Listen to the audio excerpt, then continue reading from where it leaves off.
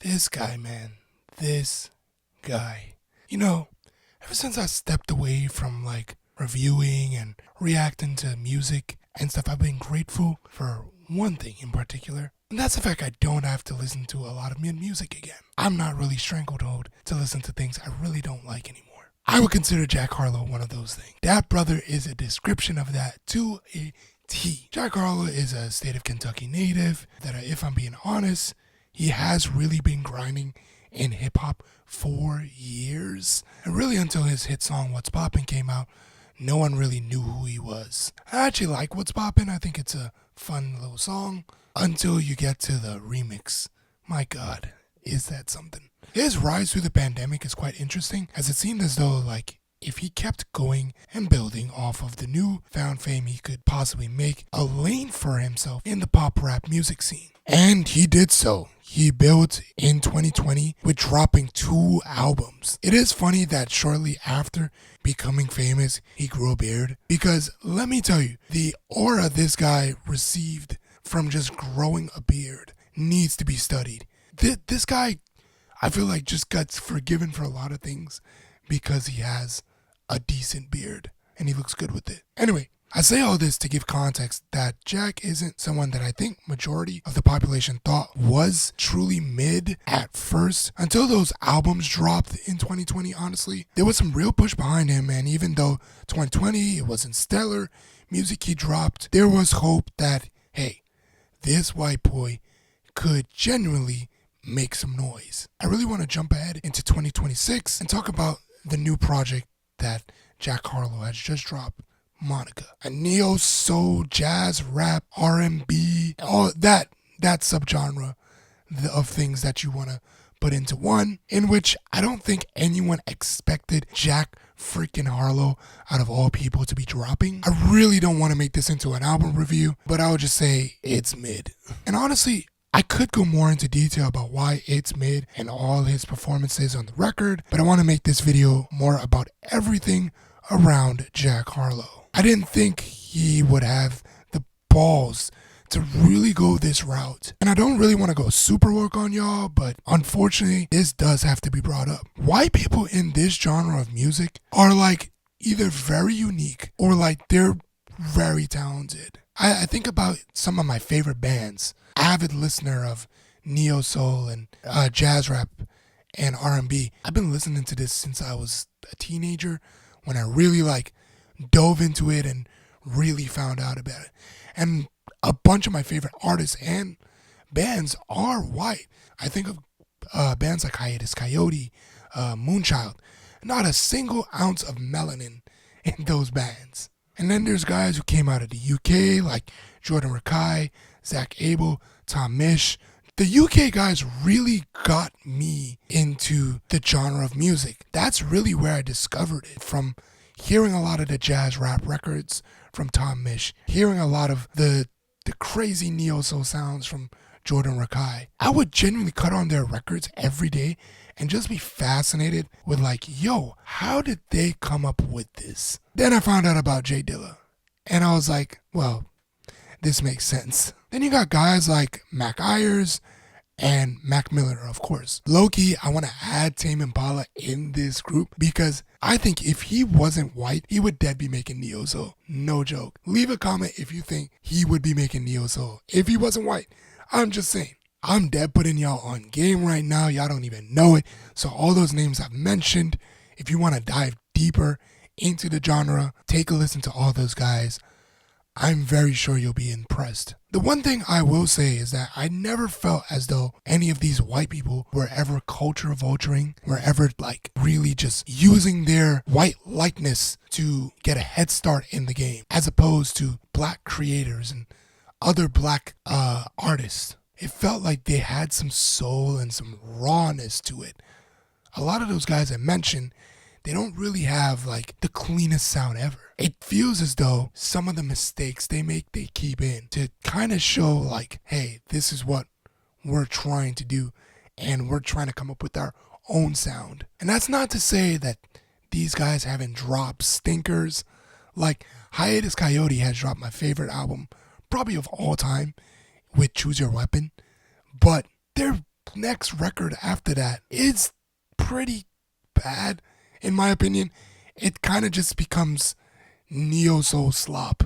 Now, to get back to Monica, the best way for me to say this is that this album is so polished and prepared and mastered perfectly for normal ear consumption that the depth or tone you would get out of a nasty bass line or rusty feel of a grand piano just is not there. And even though Harlow has a lot of fans that will listen to his album, I don't think they're gonna translate over to the genre to really find out more. I think of course there'll be the few, but I think people are just going to be there for the Jack Harlow experience, but not the genre experience. It does almost come off as if he is pillaging the sound. He's just there to take the sounds and likeness of what's being produced and putting it into his own thing. And that just doesn't feel right at all. I mean, he has collaborated with some of the biggest names in the space. I'm talking Robert Glasper, Raven Lenae, Corey Henry, who's literally grew up and probably still lives in New York and probably grew up 20 minutes away from me. I was truly flabbergasted when I saw the photos of them working on this album, because it's really two things that I think occurred. One, they're just there for the check. They don't care. They're genuinely just here for a check. Or two, they clearly do not care that a guy like Jack Harlow, who isn't even half as talented as probably 80% of the artists and producers they've worked with in the past, is someone they're trying to work with right now, and is walking into the genre with some of the driest vocals ever probably produced. I would find it really hard that these three people's heart and soul was really put into this album. Robert Glasper made 3 installments of an album called Black Radio. If that doesn't tell you all you need to know about Robert Glasper, I digress. Monica is so manufactured feeling that it does make it unlistenable. Not because it's trash, but because of its lifelessness. And what makes this even worse to me is that this came off as just Jack Harlow trying to get into the neo-soul sound, see how it goes for him, and if he gains any traction, maybe he'll make another record, maybe he'll make some more tracks. But if this comes off badly, in which it has to the general public, and we'll go into detail more later on to tell you what exactly is going on. If this comes off bad to the public, I don't think he's going to stay here. I think he's just making this to see if it gets traction, to see if people really do like it. And if not, he's just going to go back to making pop rap records. It's not going to matter to him. I don't think this was done out of love. I don't think this was done out of the fact that he wanted to do a tribute to his past idols. I don't think that at all. And yes, there are defenders of this album. And yes, I am keeping receipts. Now, I don't want anyone to harass this creator. I just want to show you the ridiculousness of what is being spewed out from some people. We're at a state where people just don't know how to review music. He gave Monica a decent 3, and Pitchfork gave it a 3.1.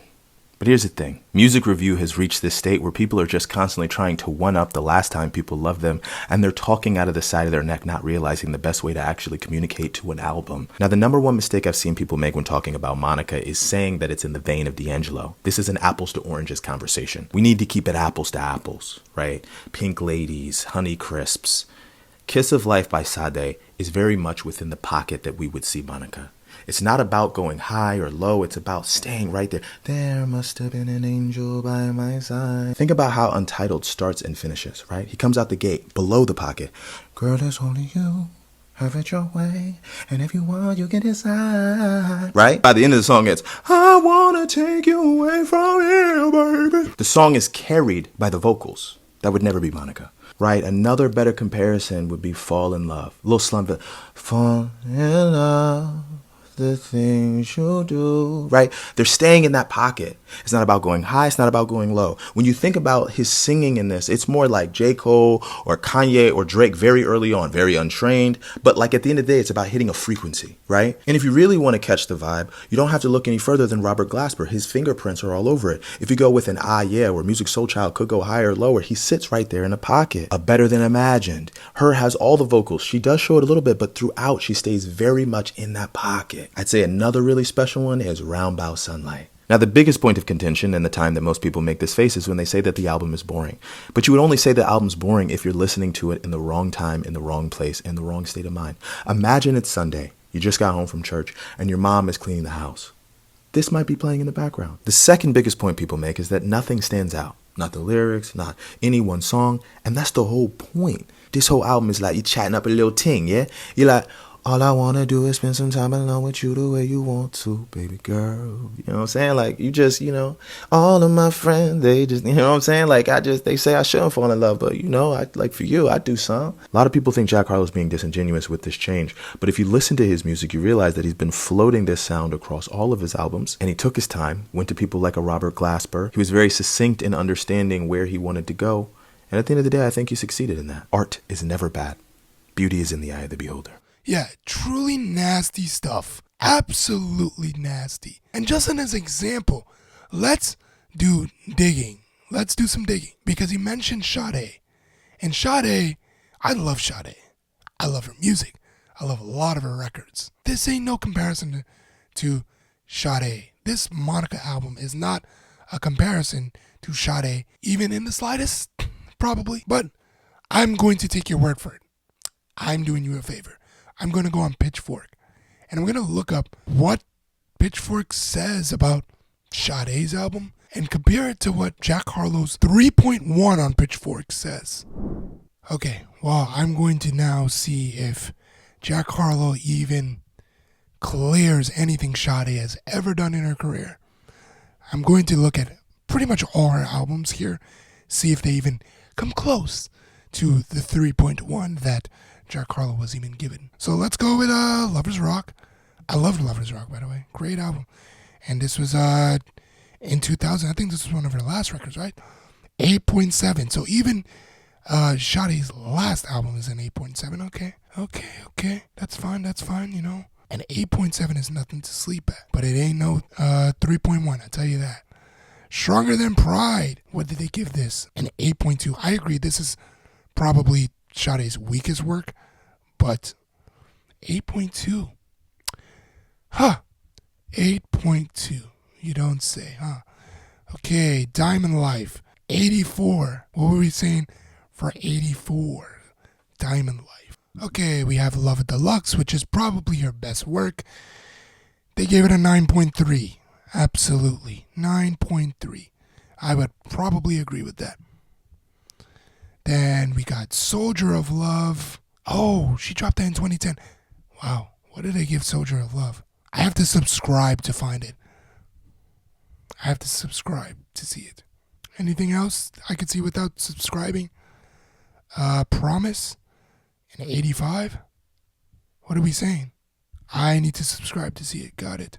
But I think you're getting the point here. It is nothing comparatively to Jack Harlow's trash. But let's actually just take a read on what they think Monica really was at 3.1. Now, let's not take Pitchfork's review to heart. I mean, sometimes they are off on things, but to me, they have really kind of captured a lot of what I was thinking. So, the reader score is a 4.3. So, not that far, but they think it's still below mid. Jack Harlow's sexless new album demonstrates a fundamental misunderstanding of neo-soul. His coffee shop crooning is a transparent exercise in personal rebranding. Now, as I said, yes, this rebrand thing is just an idea. It is just for him to try and see how can I get more people to like me in this genre. Will they like me? Will I get blacker? And here is actually a user's review. Jack is harmless, and that is mostly the problem. well, harmless, maybe to an extent of saying like, yes, it doesn't offend. It doesn't really offend. It's okay to listen to. But if we're calling zero creativity harmless, then okay. Before I conclude this video, I do want to bring up the performative nature of all this. I know it's a term that has been bastardized in 2026, the big 26. But if there's anything I could describe for it, it's Jack's demeanor to all of this. Sharing on IG to look at the movies that I made Monica to, or even the very gimmicky or trolly nature he portrays on social media. And it just doesn't help the fact that no one believes that he was genuine while making this album. Not a single genuine bone in his body. Or even the photo of, hey guys, I want to let you guys know that I was with some of the best musicians in the space. So better like this album. It's almost coming off as like a pick me, low key.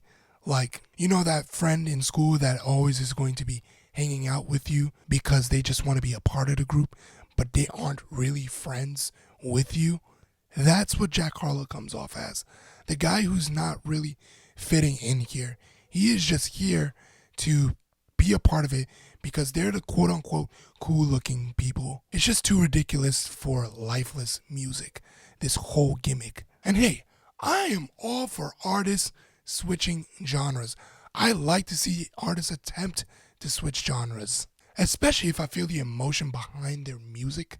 That really gives you a leg up when you are making music in a new genre. Even if I typically may not like the record. And if Monica was at least raw, but very confusing, but yet some cool ideas in this album, I think I would be a lot more easier on this album than I think I am right now. Plays it way too safe with a lot of the sounds, and Jack's ability to sing, rap over these beats just doesn't cut it at all. He doesn't have the charisma for it. Jack doing the whole nonchalant guy gimmick has really turned me off to his music as of recently. I can't even say as of recently. For a while now, for some years now, it definitely has. And I've been pretty consistent on this. I actually have a review of Jack Harlow's Come Home the Kids Miss You album on this channel. And if you guys want to just listen to it and hear what I thought about it, I kind of bring up the same points of like just lifeless, pretty mid. Yeah. And let me tell you, if it didn't work where he was before, it sure as hell wasn't going to work here. And let me tell you, if it didn't work where he was before, it sure as hell was not going to work here either. Thank you for watching.